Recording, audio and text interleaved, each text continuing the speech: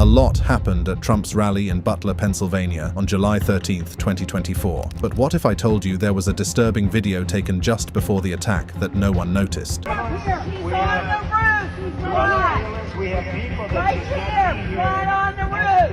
Just beyond the throng of supporters, there was a figure lying on a rooftop, almost too still. The excitement makes it easy to overlook, but the new video shows that the assassination attempt, which caused widespread panic, is more than the media reports. How did no one see this coming? Was this a carefully orchestrated plot, or did we miss the warning signs right in front of us? Pre-shooting incident. Just before the attack, some of the attendees witnessed a series of subtle yet significant actions that foreshadowed the attack before it happened. The onlookers caught sight of a mysterious figure perched on the rooftop. He didn't look like a security officer, so a wave of panic swept through the crowd in an instant. With a sense of urgency, they desperately sought the attention of nearby officers, hoping to alert them to the mysterious person on the roof. criminals. We have criminals. He's We on have the roof! He's not! violence. We have people that Right does not here! see Right on the roof! It's much tougher than it happens. Wait! Despite their best efforts, the event's chaos and noise made it challenging for the warnings to be fully comprehended. According to social services, strict security measures were put in place before the high-profile event to ensure the safety of everyone there, especially former President Donald Trump. There were many layers of protection at the venue, such as metal detectors, bag checks, and a large police presence. People had to go through these checks before they could get into the event area. Security guards were placed in key spots around the venue to keep an eye on the crowd and act against any possible threats. Established protocols were put in place to handle a range of scenarios, including crowd control and threat identification and neutralization. The officers received a thorough briefing on their assigned responsibilities and the critical need to remain alert at all times. Security was said to keep an eye on even high places, like rooftops, to make sure that no strange behavior went unnoticed. It's also said that police officers were always talking on the radio to share any strange observations and quickly plan how to respond. In spite of all the precautions taken, the protocols in place were put to the test when the unknown person unexpectedly appeared on a rooftop. That was after the local cops had noticed a man with a rangefinder and a bag. Given the increased security measures put in place for such prominent events, this person's questionable actions stood out. The man disappeared into the crowd just as the police were about to approach him, despite their careful observation. The same man was seen again about 20 minutes before the shooting happened. At least the cops could see him better this time. The man seemed very upset as he made his way into the rally's busiest section. Police tried to catch him, but it was hard for them to move quickly because of all the people. Despite their efforts, the man managed to position himself in a vantage point. Moments later, chaos erupted as shots were fired. The shooting incident.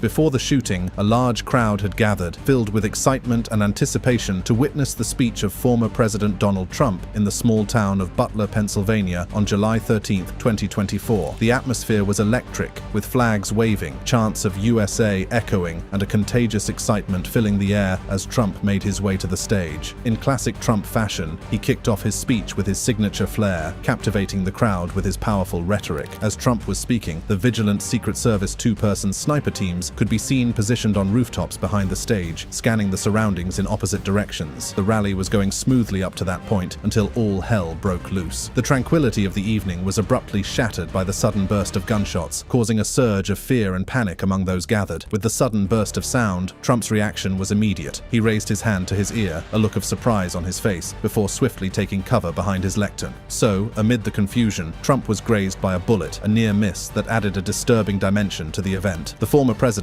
was surrounded by Secret Service agents who rushed to the stage and piled on top of him to protect him. As highly armed police officers surrounded the stage, rally-goers screamed, crouched down, and ran away. A few seconds after the first 3 shots, 5 more shots went off quickly, one after the other. One man's deeds stood out among the mayhem. One of the rally-goers that day was Corey Comparatore, a 50-year-old ex-fire chief who was well known for his devotion and duty. He had spent years rushing into burning buildings to rescue people, so danger was nothing new to him. On that particular day, though, his bravery would be remembered for an entirely different purpose. Corey, instinctively reacting to the sound of gunfire, moved to shield those around him, including his wife and daughter, and ultimately gave his life. He was fatally wounded by a gunshot. The terror did not end there. 2 other spectators, caught in the line of fire, were critically wounded. The festive atmosphere transformed into a scene of horror as other rallygoers and some law enforcement personnel suffered minor injuries from flying debris. Eventually, Eventually, the Secret Service counter-snipers retaliated and successfully neutralized the shooter. The rally, which started off with great enthusiasm, concluded with a heartbreaking ending, leaving a community in deep sorrow and a nation struggling to come to terms with yet another act of violence. Video from the rally showed not only how chaotic things were after the killing, but also how confused and slow the local police and Secret Service agents were to respond. Before the crowd went crazy with fear, there was a moment of stunned silence when the first shots were fired. Agents and cops looked like they were frozen for a moment because they didn't know where the threat was coming from or what to do. The new video shows parts of the attack and also raises important questions about what happened before and why the shooter did what he did. One of the most pressing questions is how the shooter managed to bypass multiple layers of security.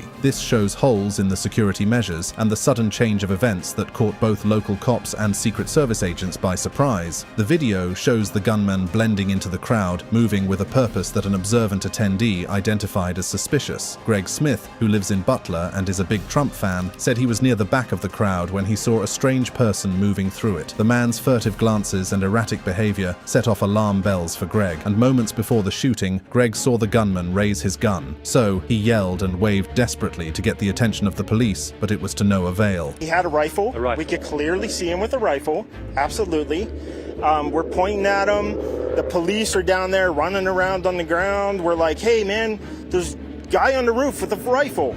And the police are like, huh, what? You know, like they didn't know what was going on. It's still not clear why the shooter did what they did, which makes the case even more difficult. Was this an act of political violence, a personal grudge, or a sign of bigger problems in society? Investigators are now putting together the shooter's past to see if there are any signs of radicalization or threats made in the past. The shooter was identified as 20-year-old Thomas Matthew Crooks from Bethel Park, a small neighborhood of Pittsburgh. When the FBI unveiled his photo, it sent shockwaves through the community. The image captured the attacker donning glasses and flashing a smile directly at the camera, leaving many taken aback. Curiosity arose as people pondered the transformation of the seemingly harmless individual into a killer. How did a 20-year-old carry out the attack? What could have been the driving force behind his actions? During his time in school, Thomas Crooks excelled in mathematics. He was honored with a $500 Star Award from the National Math and Science Initiative. He completed his studies at Bethel Park High School in 2022. According to former classmates, he was known for being quiet and socially reserved, often giving off an air of loneliness. A classmate described him as someone who didn't have a ton of friends. He was bullied due to his appearance and unique fashion sense, such as his choice to wear hunting outfits to school. He was a member of the Clairton Sportsman's Club, a local shooting club, for at least a year. He attempted to join the rifle team in high school, but was rejected. According to a former student named Jameson Murphy, Crooks tried out and was such a comically bad shot. So, he didn't make the team. According to another classmate who spoke to the Post, Crooks couldn't shoot at all. He was a terrible shot. His high school counselor noted that he was always respectful and never showed any interest in politics. None of his classmates remember the shooter ever talking about politics or Trump. However, it was evident that he was intrigued by the topic. He reportedly made a $15 donation to the liberal campaign group Act Blue in 2021. According to public records, he registered to vote as a Republican just a week before his 18th birthday. This year's presidential election would have been his first opportunity to cast his vote. The 20-year-old didn't raise any red flags. With a clean criminal record, a modest middle-class lifestyle living with his parents, and a job as a dietary aide at a nursing home, his life seemed quite ordinary. Marcy Grimm,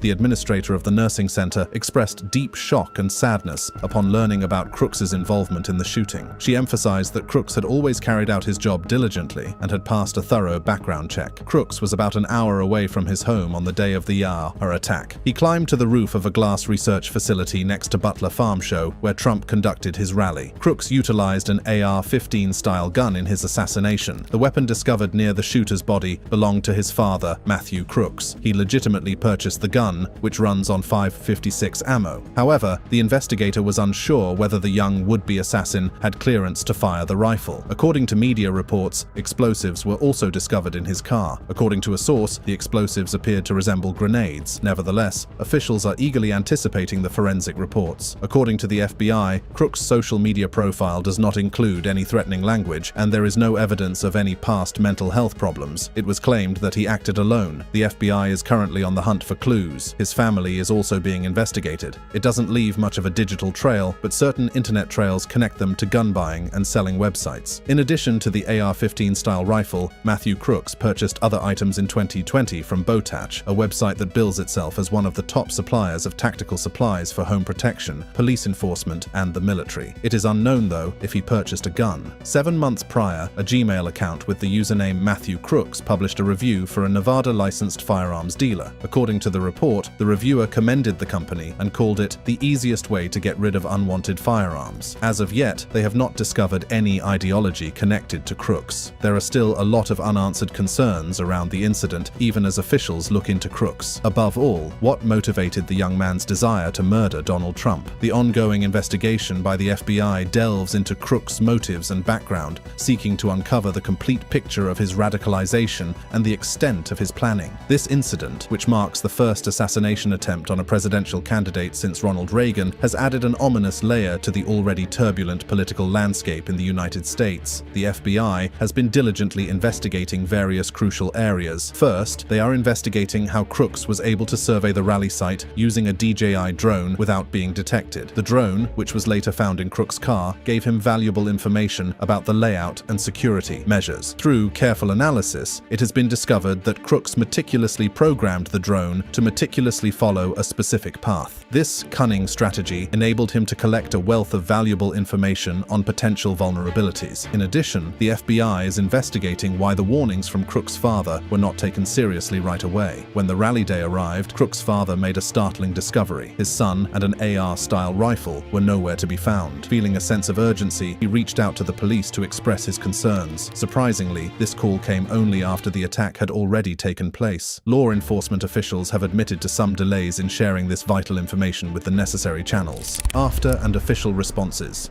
The Secret Service has also come under scrutiny for their handling of security at the rally. Agency Director Kimberly Cheatle admitted that the decision not to place snipers on the sloped roof where Crooks positioned himself was due to safety concerns. This decision left a critical vantage point unguarded, which Crooks exploited. Cheatle explained that the roof's steep incline posed a risk to personnel, leading to the decision to secure the building from the inside instead. Kimberly Cheatle assumed accountability for the alarming security oversights preceding Trump's assassination attempt. However, she evaded direct questioning, leading exasperated lawmakers from all political affiliations to call for her resignation. During her testimony before the House Oversight and Accountability Committee, Kimberly Cheatle, who initially refused to step down despite pressure, described the shooting as a significant operational failure on the part of the Secret Service, the most serious in over 4 decades. The Secret Service's solemn mission is to protect our nation's leaders. On July 13th, we failed, Cheatle said, speaking in Washington, D.C., under subpoena. As the director of the United States Secret Service, I take full responsibility for any security lapse. Cheatle faced a grueling 4-hour interrogation, with the focus squarely on 2 hard-hitting topics: the security breach that occurred under her supervision and the question of whether she was fit to remain in her position. During her testimony, Cheatle consistently avoided giving specific details about security lapses or directly addressing questions about agency tactics. She chose to rely on the ongoing FBI investigation or the Secret Service's internal investigation instead. She avoided addressing inquiries about the building's location outside the secure zone, particularly the absence of an agent on the same roof as Crooks. When questioned about a report suggesting that the shooter had operated a drone over the fairgrounds prior to the incident, Cheatle declined to comment on whether the Secret Service had conducted a similar flight. According to her, she typically doesn't personally approve security plans, and that was also the case for the rally. Republican Representative James Comer, who chairs the Oversight Committee, expressed his strong belief that Cheatle should resign, emphasizing that this unfortunate event could have been avoided. The Secret Service has a zero-fail mission, but it failed on July 13th and in the days leading up to the rally, he said during his opening statement. The Secret Service has thousands of employees and a significant budget, but it has now become the face of incompetence. Under Director Cheatle, we question whether anyone is safe. Not President Biden, not the First Lady, not the White House, not presidential candidates, Comer said. Cheatle admitted that the agency had rejected certain requests from Trump's campaign to enhance security at his events before the assassination attempt. However, according to her, the Service did not refuse to fulfill the request for the Butler rally. Throughout its history, the Secret Service has demonstrated a willingness to adapt and evolve in the face of significant errors. Following the tragic assassination of President John F. Kennedy in 1963, open-top motorcades were no longer a viable option for the country's leaders. Following the incident in 1981, when then-President Ronald Reagan was shot while walking back to his limousine, the service made a significant change. They decided to end the practice of presidents casually strolling down a sidewalk. From that point on,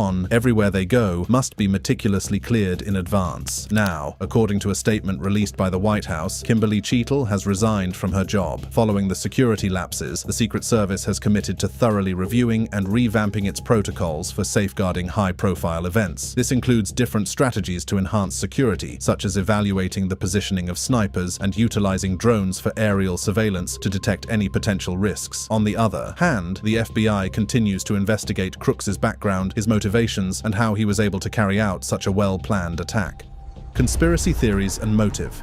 After the shooting at Donald Trump's rally, a flurry of conspiracy theories emerged online. Some claimed that the attack was staged by President Joe Biden, while others suggested it was orchestrated by Trump's team. There is a theory circulating that suggests the Biden administration may have been involved in the shooting with the intention of eliminating a political rival. This theory gained popularity after a quote from Biden, where he mentioned putting Trump in the bull's eye, started to circulate. Although some people may have interpreted this as promoting violence, it was actually discussing political strategy and not meant to be taken literally. However, this quote sparked a wave of speculation and conspiracy theories on social media. In addition to the complexity of the situation, certain theorists have suggested that the attack may have been a carefully planned operation, allegedly orchestrated by Trump himself, to gain sympathy and political advantage. The theories gained traction thanks to the help of bot accounts on platforms such as X, formerly Twitter, Facebook, and Instagram. It was discovered that a considerable number of the accounts promoting these theories were actually fake. Skeptics of the staged shooting theory highlighted the impeccable quality of the photos capturing the incident and raised questions about a yellow object in Trump's hand, which some speculated could be evidence of theatrical blood packs. Some have even linked the shooting to Trump's stance on Zionism. Throughout his presidency, Trump demonstrated unwavering support for Israel and implemented policies that aligned with the Zionist movement. With his bold actions, he relocated the U.S. Embassy to Jerusalem, acknowledged the Golan Heights as an integral part of Israel, and successfully facilitated the Abraham Accords, fostering newfound harmony between Israel and multiple Arab nations. If you're not familiar with it, Zionism is a movement that aims to re-establish, develop, and protect a Jewish nation, which is currently known as Israel. There are people who strongly oppose Israel's policies and existence, despite the widespread support for Zionism. There is a prevailing theory suggesting that the assassination attempt may have been politically motivated, possibly influenced by. Some claim that these policies have made him a prime target for extremist groups who strongly oppose Zionism and Israel's actions in the Middle East. There are various extremist groups, both domestic and international, that have shown a strong opposition to Zionism. These groups see Trump as a significant facilitator of what they consider to be Israeli aggression and expansionism. The assassination attempt may be viewed as a bold move to disrupt the political landscape and convey a strong message opposing his pro-Israel position. There are theories that propose Crooks was driven by Trump's perceived pro-Zionist policies, as he believed that Trump's support for Israel had negative implications for wider geopolitical interests. Some fringe groups have amplified this perspective, suggesting that Crooks viewed Trump as a betrayer of certain nationalist principles. There was another theory suggesting that the shooting was orchestrated by a secretive group of influential individuals within the government, often referred to as the deep state. Supporters of this theory claimed that the attack was a deliberate effort to weaken or unsettle the Trump administration. There were those who speculated that the shooting may have been a product of internal political rivalries within Trump's inner circle. There have been suggestions that certain groups within his administration or supporters may have orchestrated the event in order to sow chaos or undermine their rivals. There is also a theory that gained popularity suggesting the involvement of foreign bodies, such as adversarial governments or intelligence agencies. Some theories suggested that the shooting may have been a deliberate attempt to disrupt US politics or sow chaos. Some individuals believed that the media may have exaggerated or manipulated the event to further their own agendas, according to conspiracy theorists. According to them, sensationalizing the shooting was supposedly a tactic tactic to increase viewership, promote certain political agendas, or divert attention from other matters. Every theory presented here comes with its own set of evidence and credibility, making the truth a complex and nuanced matter. Furthermore, a captivating web of speculation is starting to unravel, hinting at a concealed motive behind the attack, intertwined with a possible coordinated operation and intelligence blind spots. The narrative began with the discovery that Crooks had on his phone an alarming collection of photos, not only of former President Donald Trump, but also of President Joe Biden and other high-ranking US officials. Analysts were perplexed. Why would a single gunman have images of so many prominent figures? It was as if he was not merely targeting Trump, but was part of a larger scheme involving multiple high-profile targets. Could Crooks have been a pawn in a more complex, orchestrated plot? There are those who argue that Crooks may have been influenced to carry out the shooting as part of a bigger plan to take advantage of the ensuing chaos and gather valuable information. Based on the photos found on his phone, it seems that the attack had a larger purpose. It wasn't just about causing political chaos, but also about testing the security measures around various officials. It is also possible that the photos were included with the intention to mislead investigators or create confusion. It's possible that the shooter was influenced by external factors or deceived into carrying out their actions, with the photos potentially being used as a distraction or part of a misinformation strategy. The potential consequences of a well-planned assault and shortcomings in intelligence gathering could have far-reaching effects on the security of a nation and the stability of its political landscape. Despite these claims, there is a lack of substantial evidence to support these allegations. The Secret Service and FBI are actively investigating the incident, focusing on how Thomas Crooks managed to position himself and why prior warnings were not adequately addressed. As investigators tirelessly analyze the evidence and unravel the intricate network of connections, it becomes evident that numerous elements of the conspiracy still remain a mystery. The images on Crooks' phone were just the beginning. Although the level of premeditation they displayed was quite chilling, they also hinted at the existence of numerous, yet-to-be uncovered aspects of the plot. It appears that the network had motives, plans, and methods that were far more intricate than initially anticipated. Moreover, the possibility of further accomplices, both within and outside the country, looms large. It is possible that certain individuals or groups inside the conspiracy are still planning something, or are just waiting for the perfect opportunity to strike. The search for answers continues, driven by the understanding that the true extent of the threat might only be revealed with time, vigilance, and the unearthing of yet undiscovered clues. If you enjoy this video, click on the card displayed on your screen now to see more. See you in the next video.